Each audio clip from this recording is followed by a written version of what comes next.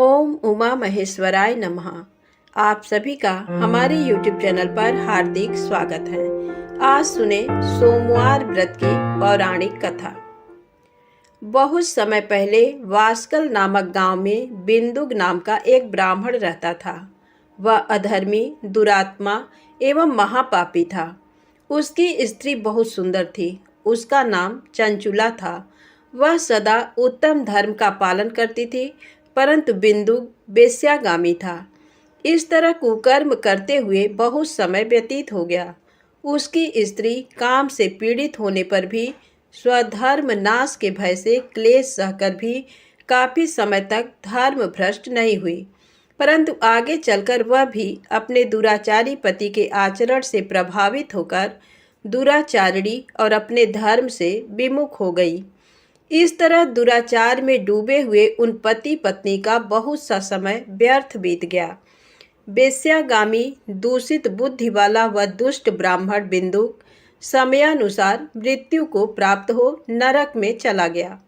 बहुत दिनों तक नरक के दुखों को भोग कर वह मूढ़ बुद्धि पापी विंध्य पर्वत पर भयंकर पिशाच हुआ। इधर उस दुराचारी बिंदुक के मर जाने पर वह चंचुला नामक स्त्री बहुत समय तक पुत्रों के साथ अपने घर में रहती रही। पति की मृत्यु के बाद वह भी अपने धर्म से गिरकर पर पुरुषों का संग करने लगी थी। सतियां विपत्ति में भी अपने धर्म का पालन करना नहीं छोड़ती। यही तो तप है। तप कठिन तो होता है, लेकिन इसका फल मीठा होता है। एक दिन दैव योग से किसी पुण्य पर्व के आने पर वह अपने भाई बंधुओं के साथ गोकर्ण क्षेत्र में गई। उसने तीर्थ के जल में स्नान किया एवं बंधुजनों के साथ यहाँ वहाँ घूमने लगी। घूमते घूमते वह एक देव मंदिर में गई। वहाँ उसने एक ब्राह्मण के मुख से भगवान शिव की परम पवित्र एवं मंगलकारी कथा सुनी। कथावाचक ब्राह्मण कह रहे थे कि जो स्त्रियां व्यभिचार करती हैं वे मरने के बाद जब यमलोक जाती हैं तब यमराज के दूत उन्हें तरह तरह से यंत्रणा देते हैं। वे उसके कामांगों को तप्त लौह दंडों से दागते हैं। तप्त लौह के पुरुष से उसका संसर्ग कराते हैं। ये सारे दंड इतनी वेदना देने वाले होते हैं कि जीव पुकार पुकार कर कहता है कि अब वह ऐसा नहीं करेगा, लेकिन यमदूत उसे छोड़ते नहीं। कर्मों का फल तो सभी को भोगना पड़ता है। देव, ऋषि, मनुष्य सभी इससे बंधे हुए हैं। ब्राह्मण के मुख से ये वैराग्य बढ़ाने वाली कथा सुनकर चंचुला भय से व्याकुल हो गई। कथा समाप्त होने पर सभी लोग वहां से चले गए। तब कथा बाँचने वाले ब्राह्मण देवता से चंचुला ने कहा, हे ब्राह्मण, धर्म को न जानने के कारण मेरे द्वारा बहुत बड़ा दुराचार हुआ है। स्वामी, मेरे ऊपर कृपा कर मेरा उद्धार कीजिए। आपके प्रवचन को सुनकर मुझे इस संसार से वैराग्य हो गया है। मुझ मूढ़ चित्त वाली पापिनी को धिक्कार है। मैं निंदा के योग्य हूँ। मैं बुरे विषयों में फंसकर अपने धर्म से विमुख हो गई थी। कौन मुझ जैसी कुमार्ग में मन लगाने वाली पापिनी का साथ देगा? जब यमदूत मेरे गले में फंदा डालकर मुझे बांध कर ले जाएंगे और नरक में मेरे शरीर के टुकड़े करेंगे, तब मैं कैसे उन महायातनाओं को सहन कर पाऊंगी? मैं सब प्रकार से नष्ट हो गई हूँ, क्योंकि अभी तक मैं हर तरह से पाप में डूबी रही हूँ। हे ब्राह्मण, आप मेरे गुरु हैं। आप ही मेरे माता पिता हैं। मैं आपके शरण में आई हूँ। मुझ अबला का अब आप ही उद्धार कीजिए। इस प्रकार विलाप करती हुई चंचुला ब्राह्मण देवता के चरणों में गिर पड़ी। तब ब्राह्मण ने उसे कृपा पूर्वक उठाया और इस प्रकार कहा, नारी, तुम सौभाग्यशाली हो जो भगवान शंकर की कृपा से तुमने वैराग्यपूर्ण ये कथा सुनी। कथा सुनकर समय से अपनी गलती का एहसास कर लिया है। तुम डरो मत और भगवान शिव की शरण में जाओ। उनकी परम कृपा से तुम्हारे सभी पाप नष्ट हो जाएंगे। मैं तुम्हें भगवान शिव की कथा सहित वह मार्ग बताऊंगा जिसके द्वारा तुम्हें सुख देने वाली उत्तम गति प्राप्त होगी। शिव कथा सुनने से तुम्हारी बुद्धि शुद्ध हो गई है और तुम्हें पश्चाताप हुआ है तथा मन में वैराग्य उत्पन्न हुआ है। पश्चाताप ही पाप करने वाले पापियों के लिए सबसे बड़ा प्रायश्चित है। जो मनुष्य अपने कुकर्म के लिए पश्चाताप नहीं करता वह उत्तम गति प्राप्त नहीं करता, परंतु जिसे अपने कुकृत्य पर हार्दिक पश्चाताप होता है वह अवश्य उत्तम गति का भागीदार होता है, इसमें कोई शक नहीं है। शुद्ध चित्त में ही भगवान शिव व पार्वती का वास होता है। वह शुद्धात्मा पुरुष सदा शिव के पद को प्राप्त होता है। इस कथा का श्रवण सभी मनुष्यों के लिए कल्याणकारी है, अतः इसकी आराधना व सेवा करनी चाहिए। हे ब्राह्मण पत्नी, तुम अन्य विषयों से अपने मन को हटाकर भगवान शंकर की इस परम पावन कथा को सुनो। इससे तुम्हारे चित्त की शुद्धि होगी और तुम्हें मोक्ष की प्राप्ति होगी। जो मनुष्य निर्मल हृदय से भगवान शिव के चरणों का चिंतन करता है उसकी एक ही जन्म में मुक्ति हो जाती है। ये कहकर वे ब्राह्मण चुप हो गए। उनका हृदय करुणा से भर गया। वे ध्यान में मग्न हो गए। ब्राह्मण का ये उपदेश सुनकर चंचुला के नेत्रों में आनंद के आंसू छलक आए। वह हर्ष भरे हृदय से ब्राह्मण देवता के चरणों में गिर गई और हाथ जोड़कर बोली, मैं कृतार्थ हो गई। हे ब्राह्मण, शिव भक्तों में श्रेष्ठ स्वामीन, आप धन्य हैं। आप परमार्थदर्शी हैं और सदा परोपकार में लगे रहते हैं। साधो, मैं नरक के समुद्र में गिर रही हूँ, कृपा कर मेरा उद्धार कीजिए। जिस पौराणिक व अमृत के समान कथा की बात आपने की है उसे सुनकर ही मेरे मन में वैराग्य उत्पन्न हुआ है। उस अमृतमयी कथा को सुनने के लिए मेरे मन में बड़ी श्रद्धा हो रही है। कृपया आप मुझे उसे सुनाइए। कथा सुनने की इच्छा मन में लिए हुए चंचुला उन ब्राह्मण देवता की सेवा में वहीं रहने लगी। उस गोकर्ण नामक महाक्षेत्र में उन ब्राह्मण देवता के मुख से चंचुला भगवान शिव की भक्ति, ज्ञान और वैराग्य बढ़ाने वाली और मुक्ति देने वाली परम उत्तम कथा सुनकर कृतार्थ हुई। उसका चित्त शुद्ध हो गया। वह अपने हृदय में शिव के सगुण रूप का चिंतन करने लगी। वह सदैव शिव के सच्चिदानंदमय स्वरूप का स्मरण करती थी।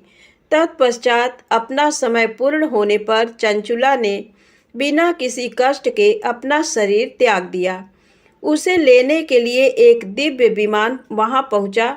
ये विमान शोभा साधनों से सजा था एवं शिवगणों से सुशोभित था। चंचुला विमान से शिवपुरी पहुंची। उसके सारे पाप धुल गए। वह दिव्यांगना हो गई।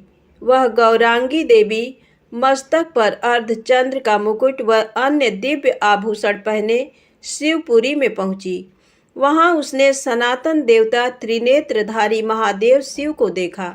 सभी देवता उनकी सेवा में भक्तिभाव से उपस्थित थे। उनकी अंग कांति करोड़ों सूर्यों के समान प्रकाशित हो रही थी। 5 मुख और हर मुख में 3 नेत्र थे। मस्तक पर अर्धचंद्राकार मुकुट शोभायमान हो रहा था। कंठ में नील चिन्ह था। उनके साथ में देवी गौरी विराजमान थी जो विद्युत पुंज के समान प्रकाशित हो रही थी। महादेव जी की कांति कपूर के समान गौर थी। उनके शरीर पर श्वेत वस्त्र थे तथा शरीर श्वेत भस्म से युक्त था। इस प्रकार भगवान शिव के परम उज्जवल रूप के दर्शन कर चंचुला बहुत प्रसन्न हुई। उसने भगवान को बारंबार प्रणाम किया और हाथ जोड़कर प्रेम, आनंद और संतोष से युक्त हो विनीत भाव से खड़ी हो गई। उसके नेत्रों से आनंदाश्रुओं की धारा बहने लगी। भगवान शंकर व भगवती गौरी उमा ने करुणा के साथ सौम्य दृष्टि से देखकर चंचुला को अपने पास बुलाया। गौरी उमा ने उसे प्रेम पूर्वक अपनी सखी बना लिया। चंचुला सुख पूर्वक भगवान शिव के धाम में उमा देवी की सखी के रूप में निवास करने लगी। एक दिन चंचुला आनंद में मग्न उमा देवी के पास गई और दोनों हाथ जोड़कर उनकी स्तुति करने लगी।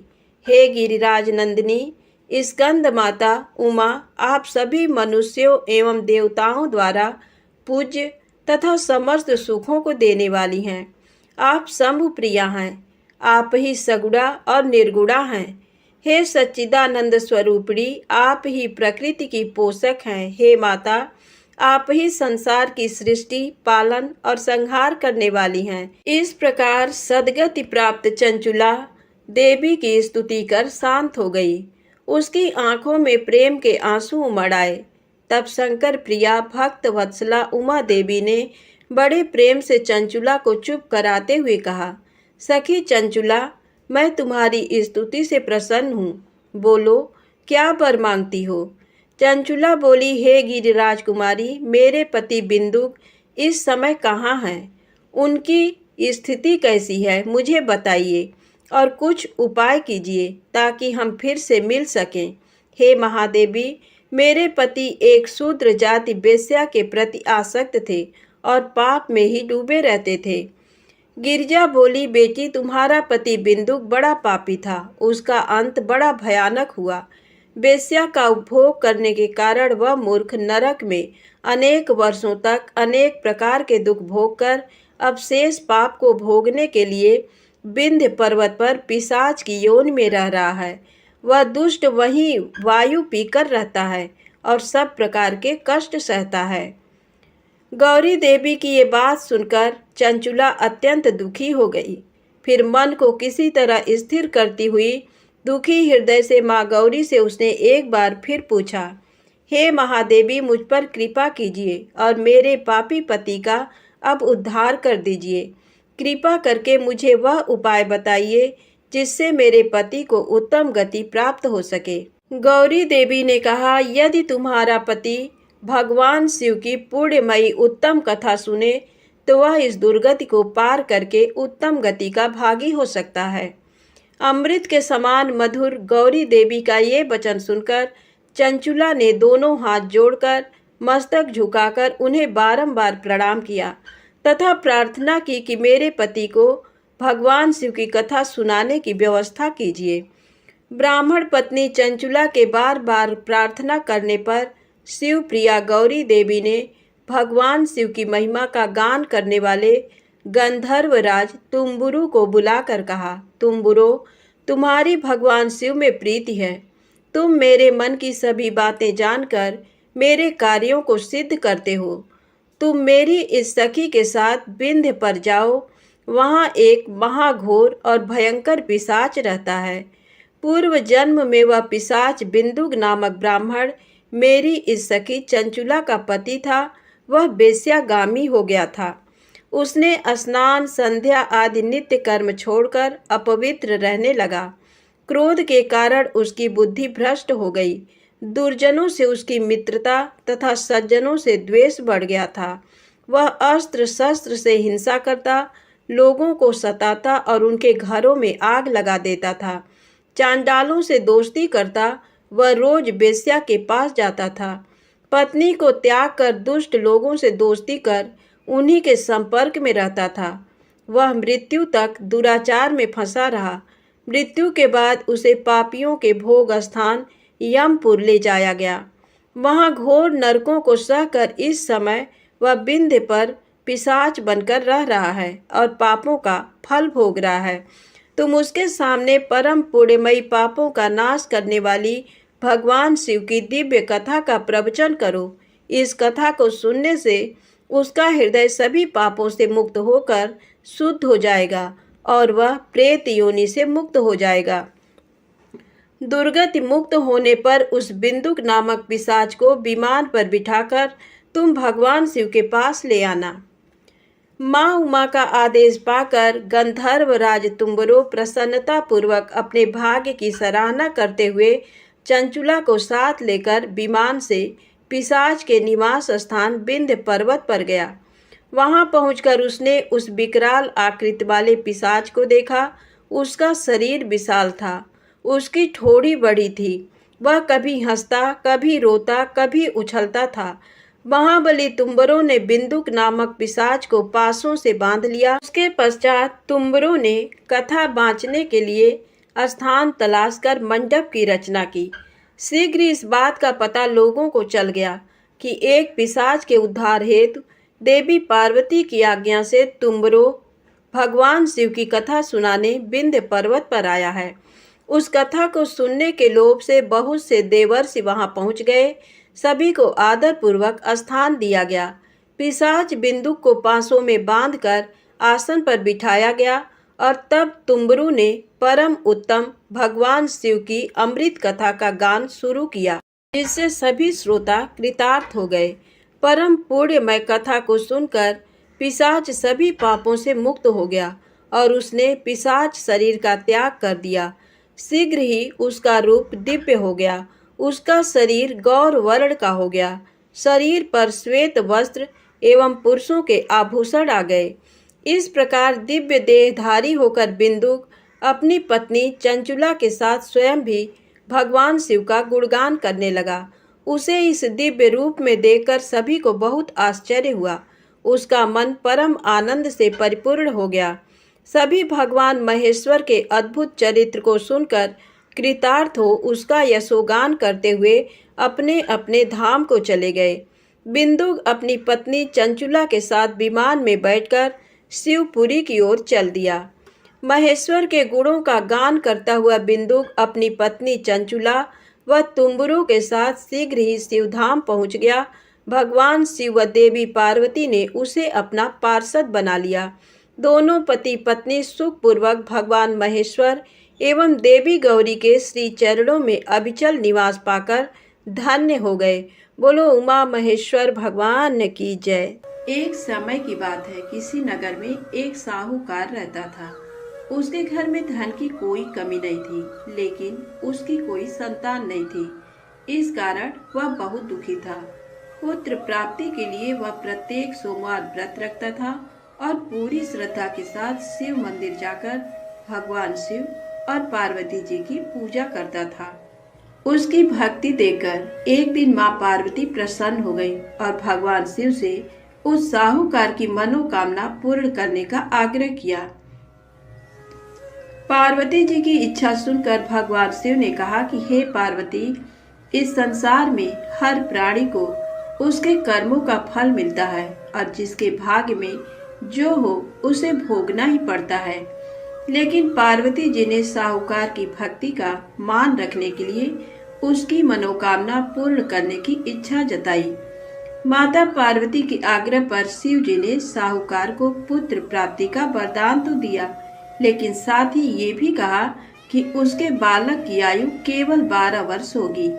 माता पार्वती और भगवान शिव की बातचीत को साहूकार सुन रहा था। उसे ना तो इस बात की खुशी थी और ना ही दुख। वह पहले की भांति शिव जी की पूजा करता रहा। कुछ समय के बाद साहूकार के घर एक पुत्र का जन्म हुआ। जब वो बालक 11 वर्ष का हुआ तो उसे पढ़ने के लिए काशी भेज दिया गया। साहूकार ने पुत्र के मामा को बुलाकर उसे बहुत सारा धन दिया और कहा कि तुम इस बालक को काशी विद्या प्राप्ति के लिए ले जाओ और मार्ग में यज्ञ कराना। जहाँ भी यज्ञ कराओ वहाँ ब्राह्मणों को भोजन कराते और दक्षिणा देते हुए जाना। दोनों मामा भांजे इसी तरह यज्ञ कराते और ब्राह्मणों को दान दक्षिणा देते काशी की ओर चल पड़े। रात में एक नगर पड़ा जहाँ नगर के राजा की कन्या का विवाह था, लेकिन जिस राजकुमार से उसका विवाह होने वाला था वह एक आंख से काना था। राजकुमार के पिता ने अपने पुत्र के काना होने की बात को छुपाने के लिए एक चाल सोची। साहूकार के पुत्र को देखकर उसके मन में एक विचार आया।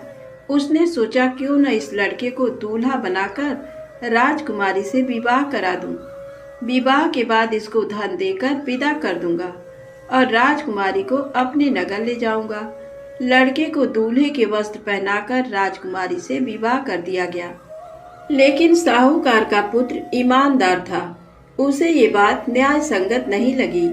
उसने अवसर पाकर राजकुमारी के चुन्नी के पल्ले पर लिखा कि तुम्हारा विवाह तो मेरे साथ हुआ है, लेकिन जिस राजकुमार के संग तुम्हें भेजा जाएगा वह एक आंख से काना है।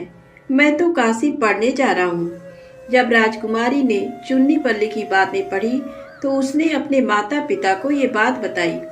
राजा ने अपनी पुत्री को विदा नहीं किया, जिससे बारात वापस चली गई। दूसरी ओर साहूकार का लड़का और उसका मामा काशी पहुँचे और वहां जाकर उन्होंने यज्ञ किया।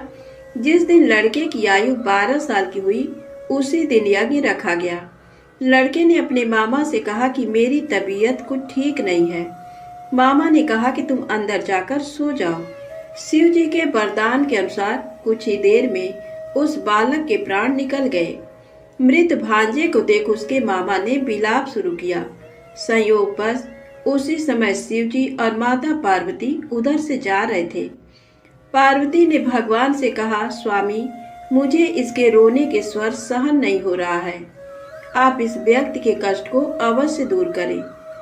जब शिव जी मृत बालक के समीप गए तो वह बोले कि ये उसी साहूकार का पुत्र है जिसे मैंने 12 वर्ष की आयु का वरदान दिया। अब इसकी आयु पूरी हो चुकी है। लेकिन मातृभाव से विभोर माता पार्वती ने कहा कि हे महादेव, आप इस बालक को और आयु देने की कृपा करें, अन्यथा इसके वियोग में इसके माता पिता भी तड़प तड़प कर मर जाएंगे। माता पार्वती के आग्रह पर भगवान शिव ने उस लड़के को जीवित होने का वरदान दिया। शिव जी की कृपा से वह लड़का जीवित हो गया। शिक्षा समाप्त करके लड़का मामा के साथ अपने नगर की ओर चल दिया। दोनों चलते हुए उसी नगर में पहुंचे जहां उसका विवाह हुआ था। उस नगर में भी उन्होंने यज्ञ का आयोजन किया।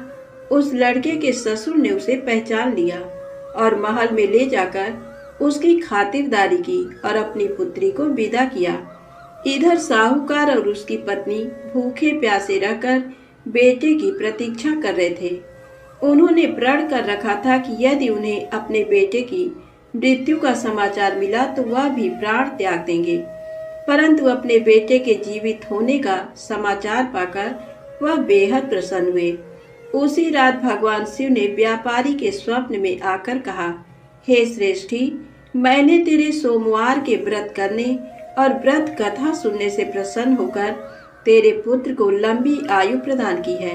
इसी प्रकार जो कोई सोमवार व्रत करता है या कथा सुनता और पढ़ता है, उसके सभी दुख दूर होते हैं और समस्त मनोकामनाएं पूर्ण होती हैं। प्रेम से बोले शंकर भगवान की जय हो। अब आइए सुने भगवान शिव की दूसरी कथा, बैजू के भोले बाबा बैजनाथ। बैजू निहायत ही सीधा और सरल इंसान सवेरे शाम जानवर चराता और बाकी का समय मंदिर की साफ सफाई में।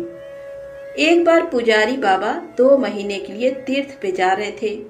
बैजू को बुलाया और कहा, बैजू, मंदिर की सारी जिम्मेदारी तुम्हारे ऊपर है और एक बार भोलेनाथ को भोग लगाए बिना खुद भोजन मत ग्रहण करना। बैजू दूसरे दिन नहा धो के जैसे तैसे बन पड़ा। भोजन तैयार कर भोलेनाथ के सामने थाली लेके हाजिर। बाबा, भोजन कर लो। बाबा टस से मस नहीं। सवेरे से शाम हो गई, ना बाबा ने भोजन ग्रहण किया और ना ही बैजू ने।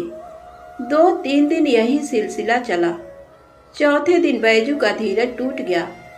पास पड़ी लाठी उठाई और जकड़ दिया शिवलिंग पे। तत्काल भोलेनाथ हाजिर, पीठ मलते हुए। बोलो बैजू, क्या बात है? बैजू बोला, 4 दिन से तुम्हारे चक्कर में बिना कुछ खाए पिए गुहार लगाए रहे हैं, सुनाई नहीं पड़ा और लाठी जकड़ा नहीं के हाजिर। चलो भोजन करो तो हमहु कुछ खाई। बेचारे भोलेनाथ पीठ मलते चुपचाप आनंद के अतिरेक में डूबे, कच्चा पक्का जैसा भी था खाने लगे। अब बैजू बोला, बाबा, बड़ा कस के लगा है, रुको तुम भोजन करो। कहते हुए बैजू अंदर जाके चंदन लेकर आया, भोलेनाथ के पीठ पे लगाने लगा। भोजन के बाद भोलेनाथ चलने लगे तो बैजू बोला, कल शाम से आ जाइयो, ठीक है ना? बाबा ने कहा, हाँ हाँ बैजू, कल टाइम से आ जाएंगे। अगले दिन भोलेनाथ माता पार्वती के साथ विराजमान। बैजू बोला, बाबा, ये कौन है आपके साथ? तब बाबा ने कहा, तुम्हारी अम्मा है, माता अन्नपूर्णा। बैजू ने कहा, आओ आओ अम्मा। तुरंत बेचारा भाग के दरी ले आया, बिछाया, अंदर से 2 थाली में भोजन लेके हाजिर। बाबा ने पूछा, बैजू, तुम्हारे लिए भोजन बचा है ना? बैजू क्या बताता। बोला, हाँ बाबा, चिंता ना करो, बहुत है। आनंद में डूबे अश्रुपूरित नेत्रों से भोजन खत्म किया। तीसरे दिन फिर माता पार्वती के साथ विराजमान, वो भी समय से पहले। बैजू हकबकाया, बाबा आज इतनी जल्दी? माता पार्वती मुस्कुराई, बोली बैजू आज खाना मैं बनाऊंगी। लाख मना करने के बावजूद बैजू की एक ना चली। माता पार्वती ने भोजन तैयार किया और 3 थाली में सजा के ले आई। भोजन शुरू। बैजू ने तो जिंदगी में ऐसा स्वादिष्ट भोजन किया न था, लेकिन भगवान शिव वही भाव व प्रेम के भूखे भोलेनाथ ने पार्वती मैया से कहा, शिवा। माता ने कहा, हाँ स्वामी, आज भोजन में आनंद नहीं आ रहा है।